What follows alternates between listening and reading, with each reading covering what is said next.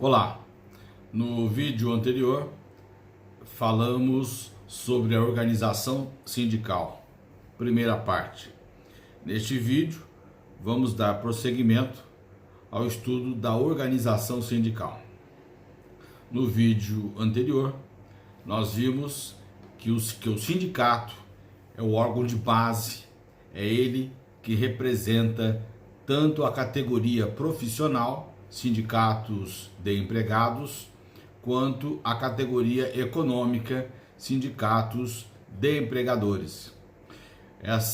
Esse poder de representação do sindicato está previsto no artigo 513, a linha A da CLT.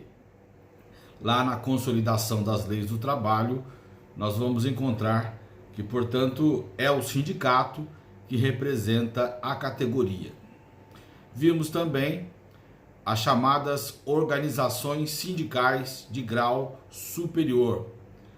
Lá no 533 da CLT, essas organizações sindicais de grau superior são apresentadas como as federações e as confederações.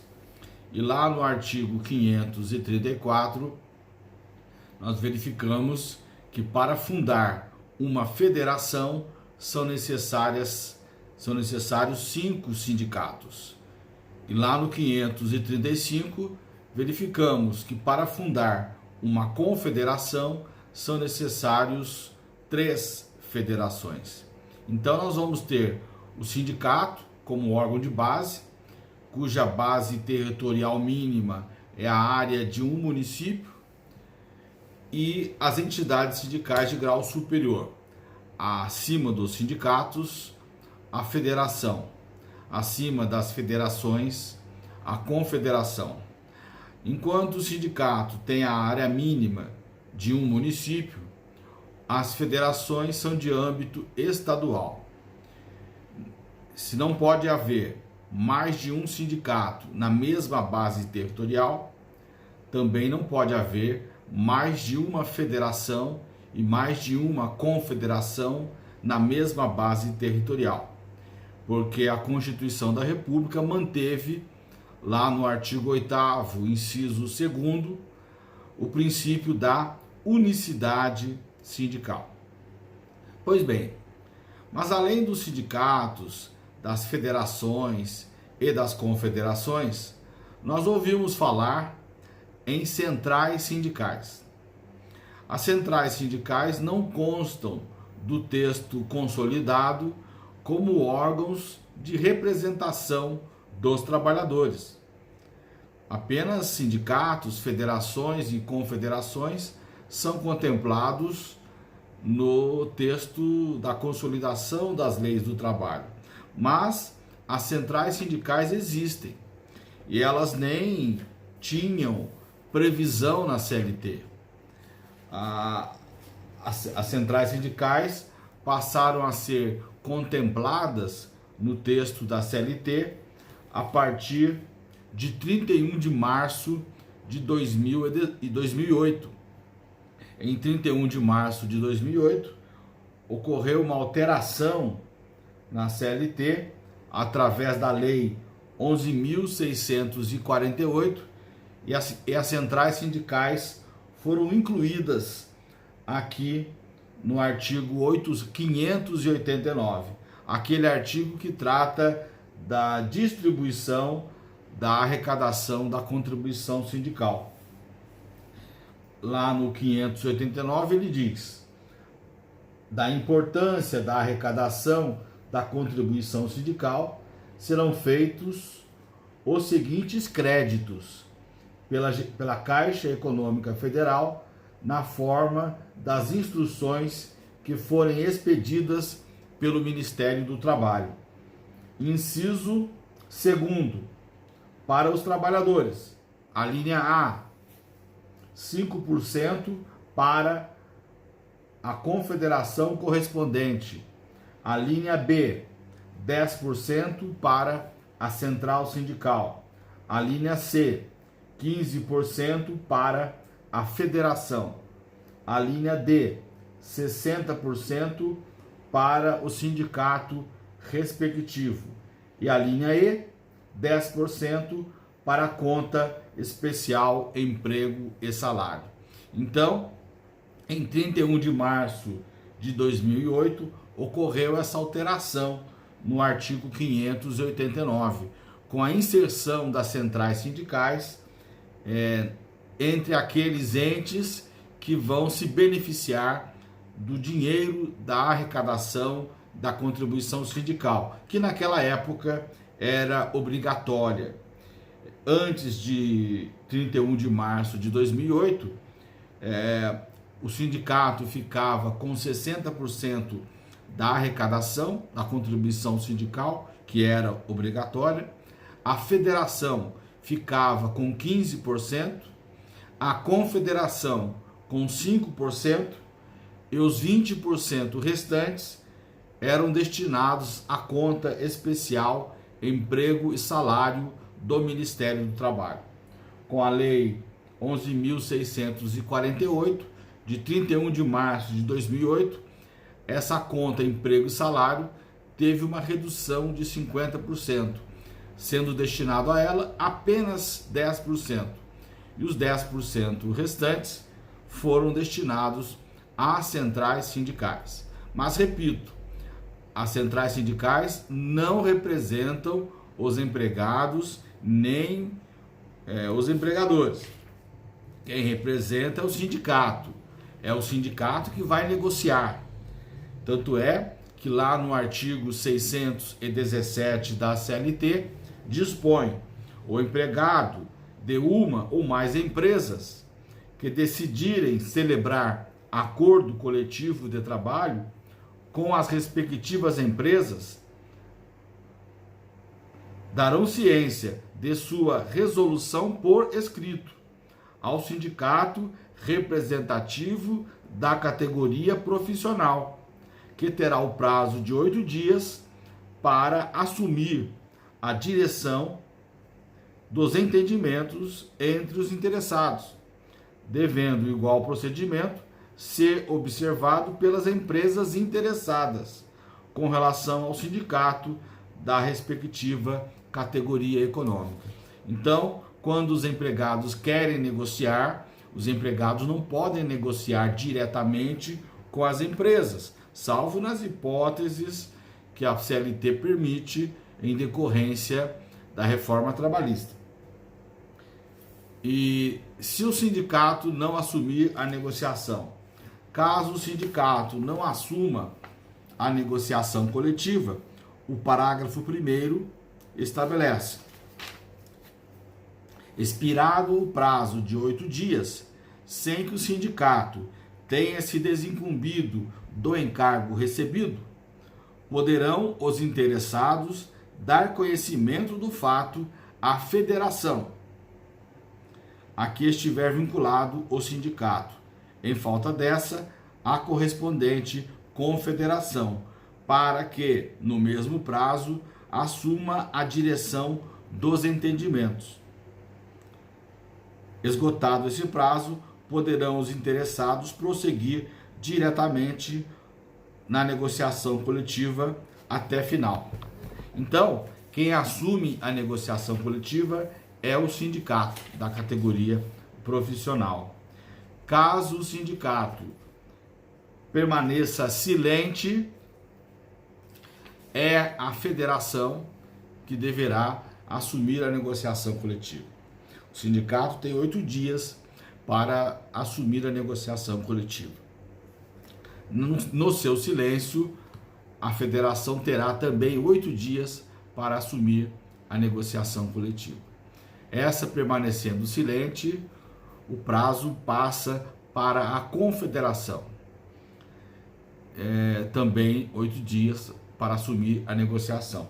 Na parte final do artigo 617, caso nem o sindicato, nem a federação e nem a confederação assumam a negociação coletiva, o 617, na parte final, diz que os próprios interessados, os trabalhadores, poderão negociar diretamente.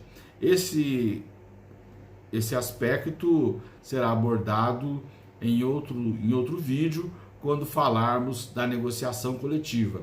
Há uma discussão se ele foi recepcionado pela Constituição da República ou não, uma vez que o artigo 8º, inciso 6º, estabelece que é obrigatória a participação dos sindicatos nas negociações coletivas.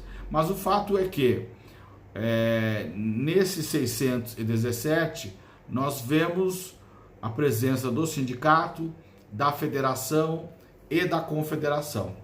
As centrais sindicais não aparecem. As centrais sindicais não surgem como representantes dos trabalhadores para a negociação coletiva. Mas elas existem.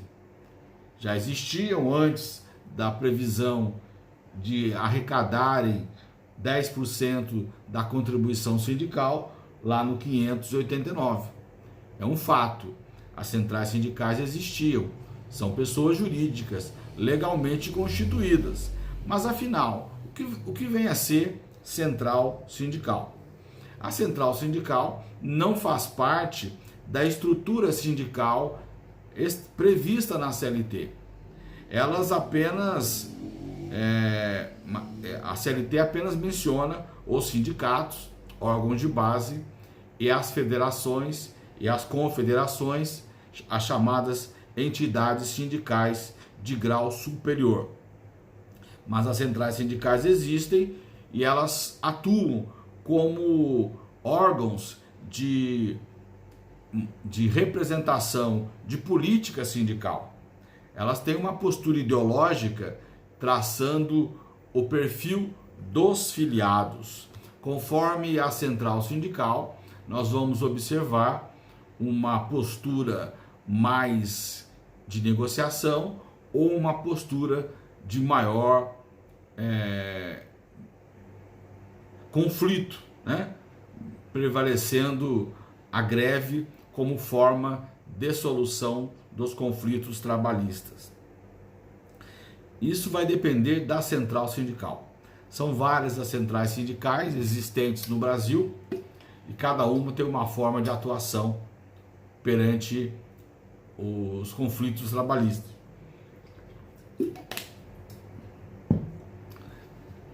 A central sindical mais conhecida talvez seja a Central Única dos Trabalhadores, a CUT. Ao passarmos em frente à sede de um sindicato, nós vamos encontrar a informação de que ele é filiado a alguma central sindical. Então os sindicatos, eles se filiam às centrais sindicais, pagando a elas um valor para fazer parte da mesma. Então essa filiação dos sindicatos às centrais sindicais faz com que eles tenham uma postura compatível com aquele alinhamento de política sindical que a central sindical apresenta. A Central Única dos Trabalhadores, ela foi fundada em 1983 em São Bernardo do Campo por sindicalistas que também tinham ligação com o Partido dos Trabalhadores. Geralmente as centrais sindicais têm alguma vinculação com algum partido político. No final dos anos 70 do século passado, lá na região do ABC, ocorreram greves importantíssimas dos metalúrgicos. Vários livros relatam esse período, inclusive filmes reproduzem cenas reais e entrevistas com líderes sindicais e líderes patronais que viveram esse período de greves na região do ABC. Foi um período importante, muito rico para o direito sindical brasileiro. Lembrando que a CLT, ela tinha toda uma estrutura que permitia que o Estado interferisse no sindicato, que o Estado intervisse nas organizações sindicais. Nada disso é permitido a partir de 5 de outubro de 1988, por disposição expressa do artigo 8º, inciso 1º. E provavelmente essas greves que ocorreram na região do ABC, né, paulista, ABC, né, para quem não é de São Paulo, São Bernardo, Santo André, São Bernardo, São Caetano, né, do Sul, é uma região de muitas fábricas, de muitos metalúrgicos. Essas greves ocorreram e foram fundamentais para a mudança da política sindical. E esses metalúrgicos, lideranças sindicais que surgiram nessa época e fundaram em 1983 a Central Única dos Trabalhadores, a CUT, tiveram uma importância muito grande. Vários líderes sindicais surgiram e foram fundadores da Central Única dos Trabalhadores, a CUT. Dentre eles, o mais famoso, Luiz Inácio Lula da Silva, que chegou a ser presidente da República de 2003 até 2010, né? Período em que ele foi presidente da República. Além de Luiz Inácio Lula da Silva, outras lideranças sindicais da CUT, Jair Meneghelli, Vicente Paulo da Silva, o Vicentinho, que depois foi eleito deputado federal, João Feliciano, Luiz Marinho, que foi prefeito de São Bernardo do Campo, Jacques Wagner, que foi governador da Bahia, atual senador da República, Ricardo Berzoini, foi deputado federal, foi ministro da Previdência. O Jacques Wagner também foi ministro do governo Lula. Então, quando Luiz Inácio Lula da Silva tornou-se presidente da República, vários desses se tornaram ministros. Jacques Wagner, Ricardo Berzoini, por exemplo.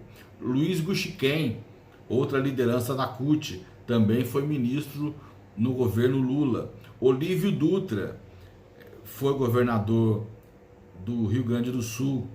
João Vacari, todos ligados ao Partido dos Trabalhadores, né? E que em 2003, com Lula na presidência da República, foram nomeados ministros. Então, a central sindical mais famosa, sem dúvida, é a CUT, a Central Única dos Trabalhadores, que teve um papel importantíssimo no movimento sindical desde o seu surgimento em 1983 até 2002. Então foram 20 anos, 19 anos, né, de atuação muito importante. Eu paro o tempo em 2002, porque em 2003, com Lula na presidência da República, a CUT mudou a sua postura e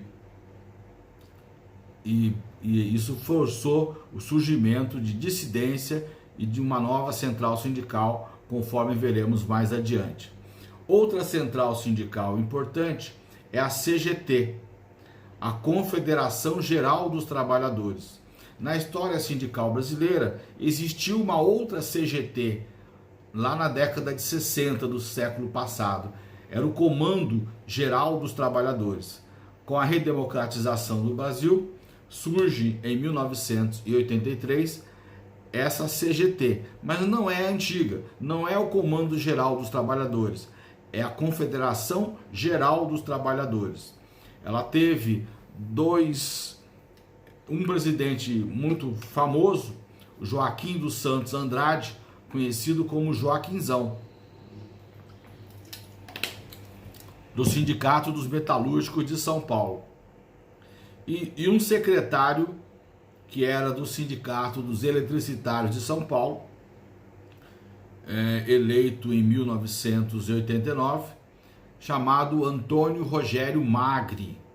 Em 1990, quando o Fernando Collor de Mello assumiu a presidência da República, esse Antônio Rogério Magri tornou-se ministro do Trabalho e ficou famoso por uma frase que ele disse: os direitos trabalhistas são imexíveis. Esse imexíveis deixou o nome de Magri na história do direito do trabalho. Outra central sindical é a CGTB, Central Geral dos Trabalhadores Brasil. Ela era uma dissidência da Central Geral dos Trabalhadores e era presidida por Antônio Neto, do Sindicato dos Empregados do Ramo de Processamento de Dados de São Paulo.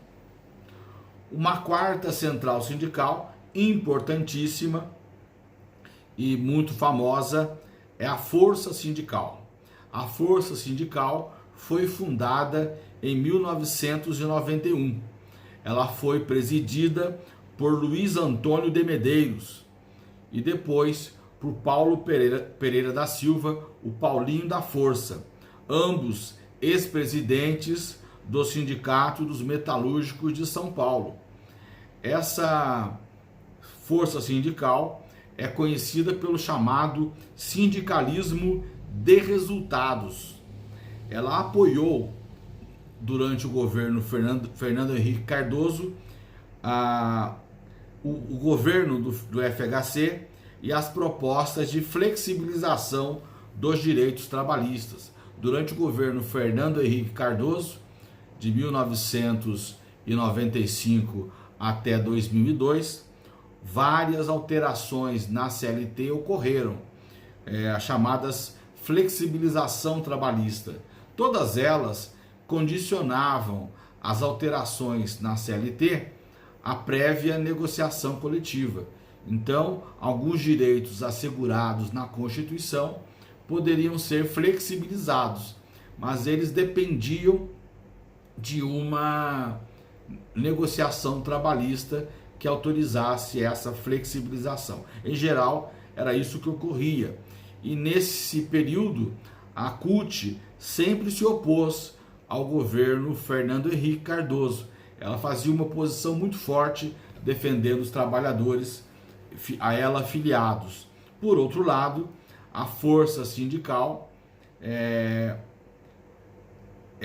apoiou propostas de flexibilização trabalhistas do governo Fernando Henrique Cardoso.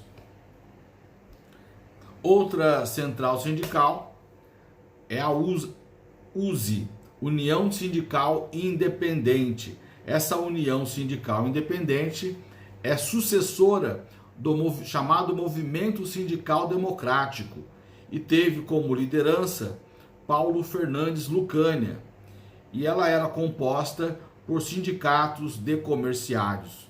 Em 2001, essa União Sindical Independente deixou de existir e passou a fazer parte da Força Sindical. Uma sexta central sindical é a CAT, Central Autônoma dos Trabalhadores. Ela ressurgiu em março de 1995, sendo presidida por Laerte Teixeira da Costa e filiada à Confederação Mundial dos Trabalhadores, congregando sindicatos ligados a movimentos de trabalhadores católicos. Outra central sindical, a SDC, a Social Democracia Sindical. Ela foi fundada em abril de 1996 como uma dissidência da Força Sindical, liderada por Enilson Simões, conhecido como Alemão. Essa social-democracia sindical era ligada ao MR8, Movimento Revolucionário 8 de Abril, um movimento de esquerda que existiu no Brasil durante a década de 60, 70 do século passado. e também ligada ao PCdoB, Partido Comunista Brasileiro. A social-democracia sindical tinha ainda ligações com o PSDB, o Partido da Social-Democracia Brasileira, partido do então presidente Fernando Henrique Cardoso. Uma outra central sindical, a Central Brasileira de Trabalhadores e Empreendedores, a CBTE, ela qualificou-se como uma expressão sindical do antigo PFL, Partido da Frente Liberal, hoje conhecido como DEM, Democratas. Então é interessante que das centrais sindicais, geralmente elas têm ligação com partidos políticos, mas partidos de esquerda ou sociais-democratas. Já essa Central Brasileira de Trabalhadores e Empreendedores era ligada a um partido liberal, né? Ou, segundo alguns, de direita. Quando o presidente Luiz Inácio Lula da Silva assumiu a presidência da República, o presidente eleito, né, assumiu a presidência da República em 1º de janeiro de 2003, ocorreu uma mudança no movimento sindical. A Central Única dos Trabalhadores, que era uma central única muito aguerrida na defesa dos interesses dos trabalhadores, ela mudou a sua postura. As greves que ela antes promovia deixaram de ocorrer. A força sindical era uma central sindical de mais negociação e menos greve. Já a Central Única dos Trabalhadores, a CUT, era uma central sindical que mais fazia greve do que negociação. Isso não significa que a negociação não possa ocorrer após a greve, pondo fim à greve. Muitas vezes a greve termina com uma negociação coletiva, mas a negociação coletiva ela sempre deve anteceder a greve. Então, nenhuma greve será legal se não for precedida pela tentativa de negociação.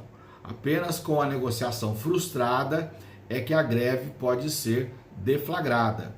Pois bem, a CUT ela se manifestava mais pelas greves que ela coordenava do que pelas negociações coletivas que eram promovidas sem a necessidade de fazer greve. Quem sempre fazia negociação coletiva, solucionando o conflito trabalhista, sem muita greve, era a força sindical. Mas quando o Lula assumiu a presidência da República, ele buscou, junto às centrais sindicais, às lideranças sindicais, uma forma de relacionamento diferente. Afinal de contas, pela primeira vez, né, ou usando uma expressão que ele usava com frequência, nunca antes neste país, né, os trabalhadores tinham na presidência um líder dos trabalhadores. E aí houve uma mudança na política sindical. Poucas greves ocorreram nesse período da presidência da República de Luiz Inácio Lula da Silva. Mesmo na sua sucessão com Dilma Rousseff, as greves não foram tão grandes.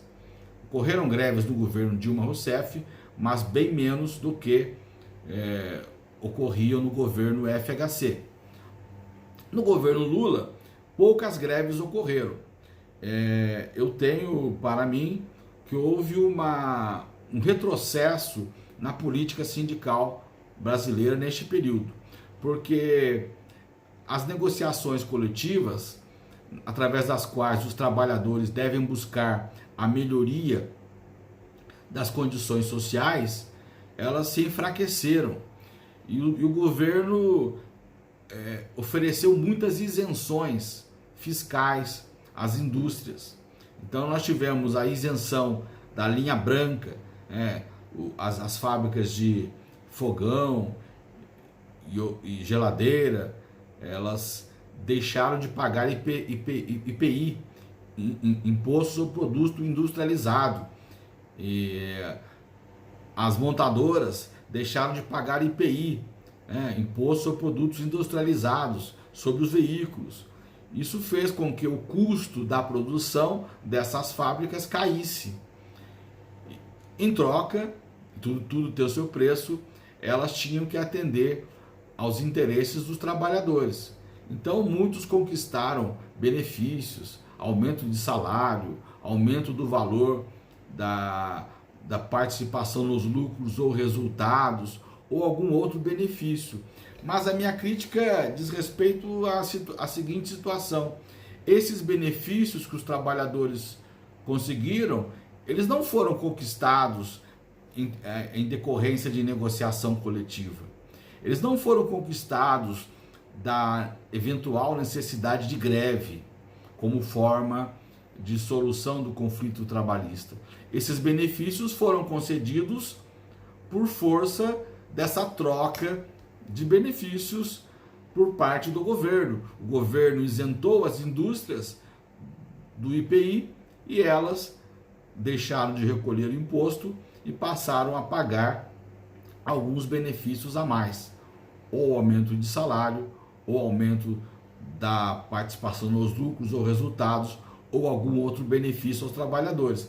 Mas não foram os trabalhadores que conquistaram isso negociando com os empregadores, de forma independente. Então, para mim, isso causou um retrocesso na política sindical. A prova disso foi o surgimento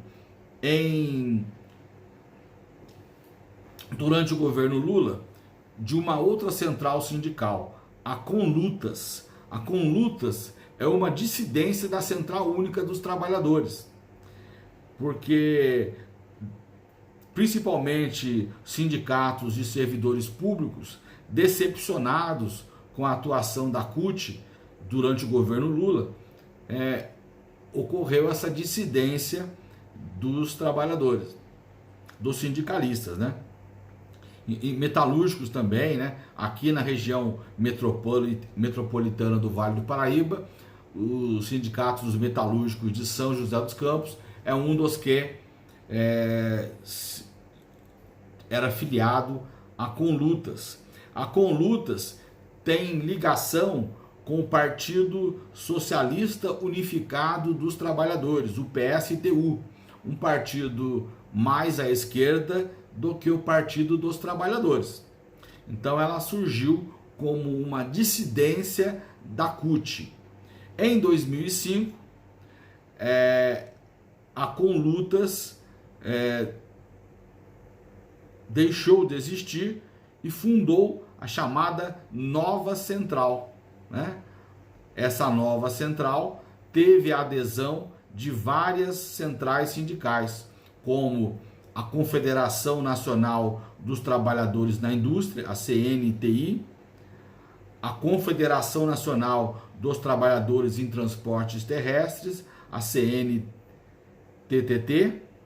a Confederação Nacional dos Trabalhadores em Telecomunicações, a CNTEEC,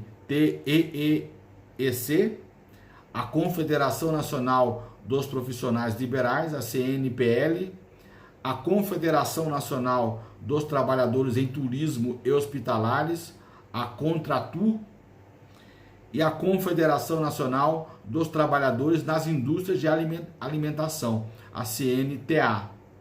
Então, a Conlutas passou a fazer parte da chamada Nova Central, muito mais forte, com a adesão dessas confederações de trabalhadores. Em 2007, surgiu uma nova central sindical, a UGT, União Geral dos Trabalhadores. Essa UGT, ela fez um congresso para a sua fundação nos dias 19, 20 e 21 de julho de 2007. Nesse congresso, a UGT surgiu com a fusão de 3 centrais sindicais, a CAT, Central Autônoma dos Trabalhadores, a CGT, Confederação Geral dos Trabalhadores, e a SDC, a social-democracia sindical. Além desses sindicatos independentes, ela tornou-se, a UGT, a terceira maior central sindical do país, atrás apenas da CUT e da Força Sindical. A UGT passou a reunir cerca de 8 milhões de trabalhadores em todo o país, né? Centenas de entidades pertencentes à estrutura sindical brasileira, inclusive de aposentados e pensionistas. O congresso de sua fundação reuniu mais de 3.400 participantes em todos os estados. Então, essas são as centrais sindicais. Elas não fazem parte da estrutura sindical brasileira, mas,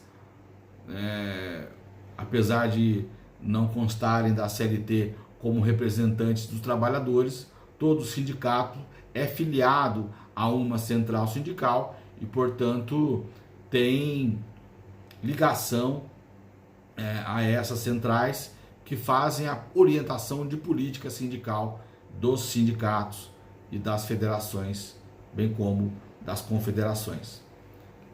No próximo vídeo falaremos da proteção sindical aos trabalhadores, das garantias sindicais e outros temas relevantes. Até lá!